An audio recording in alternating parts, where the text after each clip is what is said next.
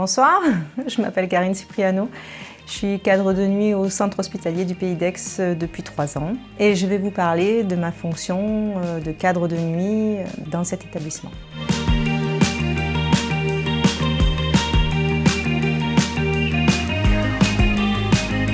Nous sommes polyvalents. Nous gérons en fait les effectifs, les ressources à apporter dans tous les services de nuit. Nous gérons 3 sites, c'est-à-dire l'hôpital d'Aix, le centre Roger Duquesne et l'hôpital de Pertuis. Chaque cadre a des pôles de référence, donc la médecine, la cardio, les urgences, la gériatrie, la chirurgie. Et en fait, chaque cadre va évaluer les besoins par rapport à l'absentéisme, les arrêts maladie, divers problèmes. Et après, tous les soirs, en fait, on doit ajuster l'effectif par rapport aux absences quotidiennes. Après, dans la nuit, on est appelé pour divers problèmes dans les 3 établissements. Ça peut être des déclarations de fugue, ça peut être des problèmes de plomberie. On effectue un point délit vers 22h30 qu'on donne aux urgences pour qu'ils puissent après gérer le flux des patients et le transfert des patients dans les unités de soins.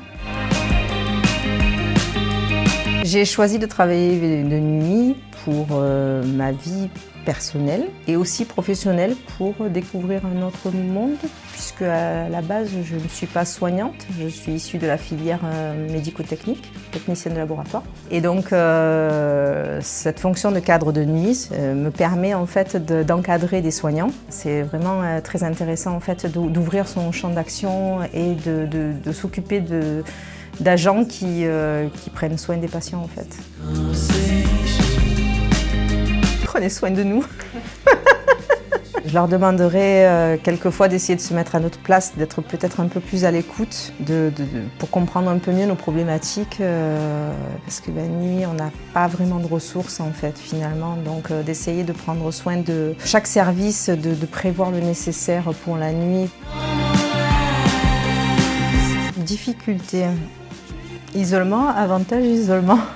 Cette tranquillité, elle est bien quand même.